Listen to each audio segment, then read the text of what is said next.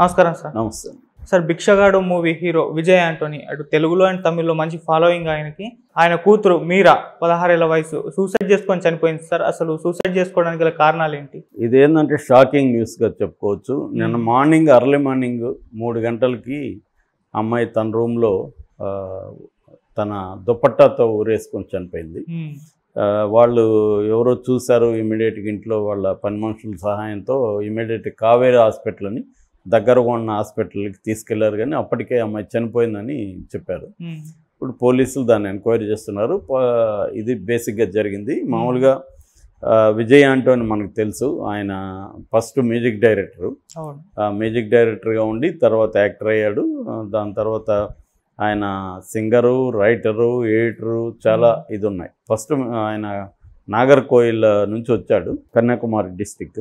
అక్కడి నుంచి వచ్చి మ్యూజిక్లో ఆయన నేర్చుకొని పైకి వచ్చాడు. ఇప్పుడు అరౌండ్ 48 ఇయర్స్ ఆయనకి. ఆయన 2006లో ఫాతిమా అనే ఒక ఆమెని పెళ్లి చేసుకున్నారు.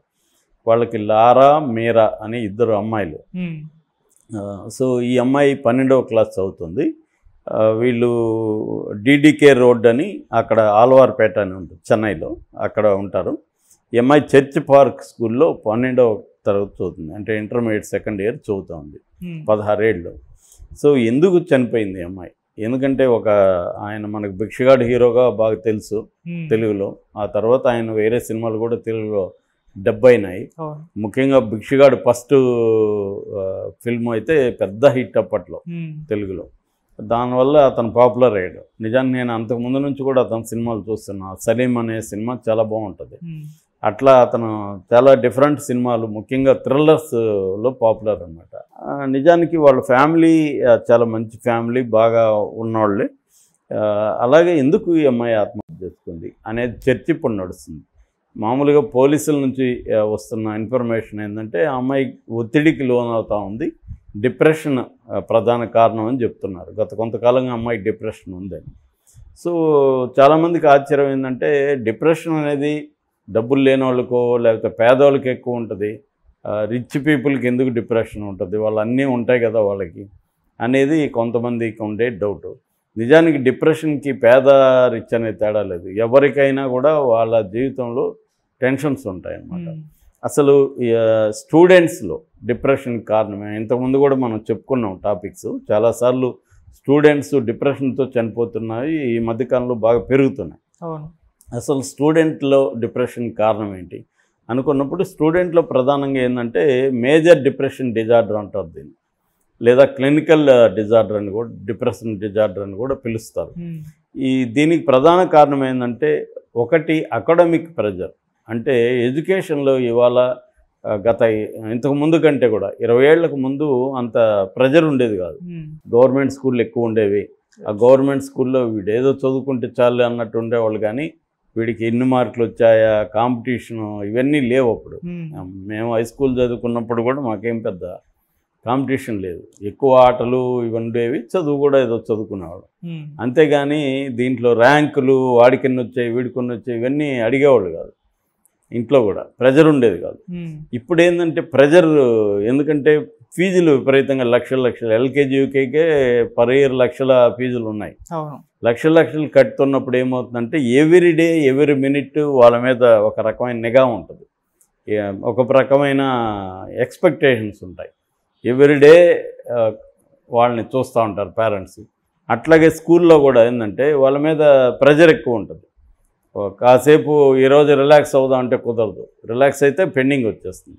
సిలబస్ కూడా హెవీగా పెట్టేశారు. సో ఈ కైండ్ ఆఫ్ ప్రెజర్ అనేది బిల్డప్ అవుతా వస్తుంది. ఈ ప్రెజర్ని తట్టుకోవడానికి వాళ్ళకి సపోర్ట్ సిస్టమ్స్ ఏవి ఉండట్లేదు. ప్రెజర్ బిల్డప్ అవుతూ ఉంటుంది. ఇది ప్రధానమైన కారణం అకాడమిక్ ప్రెజర్ అనేది. రెండవది ఫైనాన్షియల్ స్ట్రెస్ కూడా. ఇంట్లో వాళ్ళు నాన్న కష్టాలు పడి చదివిస్తున్నారు, మనం చదువుకోలేకపోతున్నాం అనే స్ట్రెస్తో కూడా ఆ మధ్య కూడా చాలామంది నేను చెప్పాను. అలాగే కూడా చాలామంది చనిపోతాను. ముఖ్యంగా పేదల నుంచి లేదా దళిత బీసీ కుటుంబాల నుంచి నగరాలకు వచ్చి చదువుకునే వాళ్ళలో ఈ ఫైనాన్షియల్ స్ట్రెస్ కూడా ఉంటుంది. రిచ్ పీపుల్లో ఇది ఫైనాన్షియల్ స్ట్రెస్ వాళ్ళకి ఉండదు. ఇక నెక్స్ట్ ఏంటంటే సోషల్ ఐసోలేషన్. చాలామంది పిల్లలు ఏంటంటే సోషల్గా మూవ్ గారు.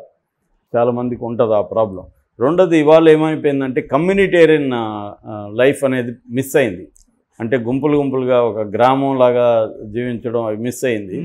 ఎక్కడికక్కడ ఆటోమిక్ హ్యూమన్ బీయింగ్ అంటారు, ఇండివిజువల్గా అపార్ట్మెంట్స్ వచ్చేసాయి. అపార్ట్మెంట్స్ పిల్లలకి కంపెనీ ఉండదు, దానివల్ల ఫోన్లు లేకపోతే టీవీ లేకపోతే ఇవి ఉన్నాయి తప్ప సాటి పిల్లలతో ఉండదు.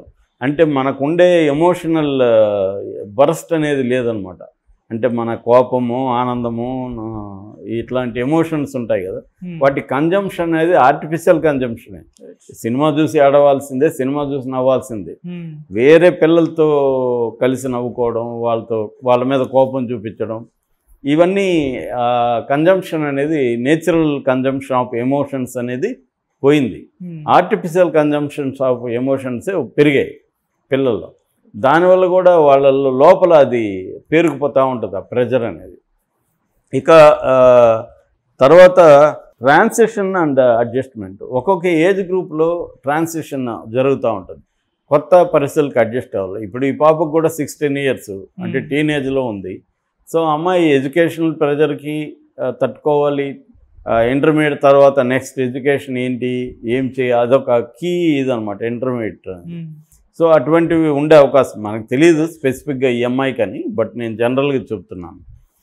తర్వాత ఏంటంటే ప్రెజర్ టు సక్సీడ్. ఇప్పుడు ఏమైపోయిందంటే సక్సెస్ అనేది ఇంపార్టెంట్ ప్రతి ఒక్కరికి. నీకు ఎన్ని మార్కులు వచ్చాయి, కంపారిజన్ అవతల వాళ్ళకి ఏమో వచ్చింది, క్లాస్లో నువ్వు ఎన్నో ర్యాంక్లో ఉన్నావు. సో 4వ ర్యాంకు 5వ ర్యాంక్ అంటేనే విపరీతంగా ప్రెజరు. 2వ ర్యాంక్ వాళ్ళకి కూడా ప్రెజరు, ఫస్ట్ ర్యాంక్ వాళ్ళకి కూడా ప్రెజరు, ఎందుకంటే ఫస్ట్ ర్యాంక్ని కంటిన్యూగా ఉంచుకోవాలి కదా. సో ఈ ప్రెజర్ అనమాట. ఇంతకుముందు మనకి 35 మార్కులు వస్తే బ్రహ్మాండంగా వచ్చినాయి అనుకునేవాళ్ళు 100కి. ఇవాళ 100కి 98 వస్తే కూడా 2 ఎందుకు మిస్ అయినాయి అనే ఒక ప్రెజర్ పెరిగిపోయింది. ఇది కూడా ఇవాళ చాలా కష్టంగా ఉంది పరిస్థితి. ఇవి కాకుండా ఏంటంటే పీర్ ప్రెజర్ అంటారు, తోటి పిల్లల నుంచి కూడా ప్రెజర్ వస్తుంది. అది ఎడ్యుకేషన్ కావచ్చు, లేకపోతే డబ్బుల పరంగా కావచ్చు. ఏ కారులో మీ నాన్న డ్రాప్ చేస్తున్నాడు, నన్నే కారులో చేస్తున్నాడు, ఇవన్నీ ఉంటున్నాయి. సో తల్లిదండ్రులు పిల్లలతో టైం స్పెండ్ చేయడం అనేది తగ్గిపోయింది. అందుకని ఒక సైకాలజిస్టు 40Ts నేను చాలాసార్లు చెప్పాను, 40 ఫార్ములా అంటారు. అంటే టైం స్పెండ్ చేయండి పిల్లలతో, తర్వాత వాళ్ళని టచ్ చేయండి, తాకండి, హగ్ చేసుకోండి. ఒక భరోసా ఇస్తుంది టచ్ అనేది, ఒక వాళ్ళకి నమ్మకాన్ని ఇస్తుంది. తర్వాత ట్రస్ట్ చేయండి. పిల్లల్ని ట్రస్ట్ చేయకపోతే వాళ్ళు ఏం చేస్తారంటే వాళ్ళల్లో మనకు చెప్పరు, ఓపెన్ అప్ అవ్వరు. నువ్వు అబద్ధం చెప్తున్నావు, నువ్వు నిజం చెప్పట్లేదు, నువ్వు దాస్తున్నావు, ఇలాగంతా వాళ్ళని గుచ్చి చేస్తూ ఉంటే వాళ్ళు ఇంకా ఐసోలేట్ అయిపోతారు.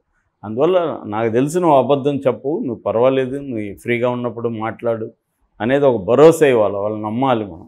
ఒకవేళ అబద్ధం చెప్తుంటే ఎందుకు చెప్తున్నారు అనేది ఆలోచించాలి తప్ప, ఈ అబద్ధం ఎందుకు చెప్తున్నారు వీళ్ళు, నిజం ఎందుకు దాస్తున్నారు, దానికి కారణం ఏంటనేది మనం వెతకాలి తప్ప వాళ్ళని నిందించకూడదు. సో ఈ 4 Tలు ట్రస్ట్, టాక్, ఇంకోటి మాట్లాడాలి. వాళ్ళతో మాట్లాడడం వల్ల వాళ్ళు ఓపెన్ అప్ అవుతారు. దాని ద్వారా నీకు వాళ్ళ మైండ్లో ఏమేమి ప్రెజర్స్ ఏమైనా ఉన్నాయా ఇవన్నీ కూడా మనం అబ్జర్వ్ చేస్తున్నారు. అబ్జర్వ్ చేస్తుంటే తల్లిదండ్రులకి ఈజీగానే పిల్లలు అర్థమవుతారు, అర్థం కాకపోవడమే ఉండదు. కానీ ఈ 4 Tలు అంటే ట్రస్ట్, టాకు, టైము, టచ్, ఈ 4 వాళ్ళని పెట్టరు తల్లిదండ్రులు. ఎందుకంటే వీళ్ళ పనులలో వీళ్ళు ఎవరు బడి ఈజ్ బిజీ నో, లేదా ఇంట్లో ఉంటే కూడా టీవీలో సినిమాలో వీళ్ళు. అందుకని వాళ్ళని గేమ్స్ ఇచ్చేయడము, వాళ్ళు మన జోలికి రాకుండా గేమ్స్ లేకపోతే ఫోన్ ఇచ్చేసి లేదా టీవీలో వాళ్ళ ప్రోగ్రామ్స్ పెట్టేయడము, ఇలాగ వాళ్ళని పక్కన పెట్టేస్తున్నాం. దీనివల్ల ఏమవుతుందంటే ఫ్యామిలీ బాండింగ్ అనేది మిస్ అయిపోయింది, వాళ్ళు ఎక్స్ప్రెషన్ అనేది మిస్ అయిపోయింది. వాళ్ళ పెయిన్ కానీ లేకపోతే యాంగ్జైటీ కానీ లేదా డిప్రెషన్ కానీ అనేది షేర్ చేసుకోవడం మిస్ అయిపోయింది. నిజానికి ఇవాళ డిప్రెషన్కి కూడా బ్రహ్మాండమైన మందులు ఉన్నాయి, మంచి సైకోథెరపీస్, మంచి ఇది ఉంది.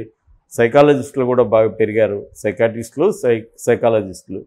సో వీళ్ళ దగ్గరికి రెగ్యులర్, కాకపోతే డిప్రెషన్ అనేది కొంత లాంగ్ టర్మ్ పడుతుంది క్యూర్ అవ్వడానికి. అందువల్ల నిరంతరం వాళ్ళని ఇచ్చేయాలి. బేసిక్గా డిప్రెషన్ అంటే ఏంటంటే ఆసక్తి పోతుంది, ఏ విషయంలో కూడా ఇంట్రెస్ట్ పోతుంది, ఫోకస్ పోతుంది, దుఃఖం ఉంటుంది.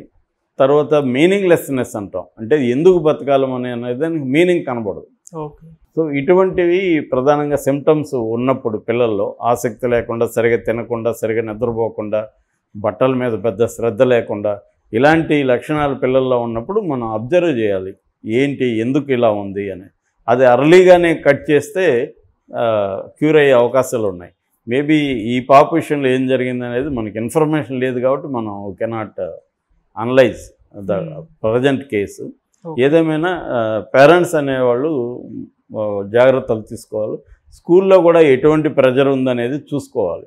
చాలామందికి ఏంటంటే, మొన్న కూడా ఎవరో ఇంటికి వెళ్తే మా ఆడ పాప 3వ క్లాసు, ఈ పిల్ల ఏం చదవబోతుందో ఏం చేయబోతుందో అంటుంది మదరు. అంటే అర్థం అంత టెన్షన్ వాళ్ళకి తెలియకనే ఆ మాట వల్ల వాళ్ళకి ప్రెజర్ పడుతుంది పిల్లల్లో. ఏం చదువుతారు, ఏమవుతుంది, ఏమి కాదు, మనం అయినా వాళ్ళు కూడా అవుతారు అన్న ఇది ఉండాలి. ఇది లాంగ్ బ్యాకే నామిన్ సుబ్రహ్మణ్యం నాయుడు అని చదువులా చావులా అని ఒక వండర్ఫుల్ బుక్ రాశాడు ఆయన. అప్పట్లోనే దాదాపు 15 years పైన ఉంటుంది. ఆయన మ్యాథ్స్ టీచర్గా ఉండి చదువుల వల్ల ఎలా చావులు సంభవిస్తున్నాయి ఆ బుక్ చదివితే కూడా పేరెంట్స్కి చాలా రియలైజ్ అవుతారు. వండర్ఫుల్ పుస్తకం అది. అట్లా చాలా బుక్స్ కూడా ఉన్నాయి. చాలా ఈ మధ్య పేరెంటల్ కౌన్సిలింగ్ కూడా ఉంది. పేరెంట్స్ ఎక్కువ పిల్లల్ని కాపాడుకోవాలన్న బాధ్యత ఇవాళ ఉంది, పేరెంట్స్ మీదే ఎక్కువ ఉంది.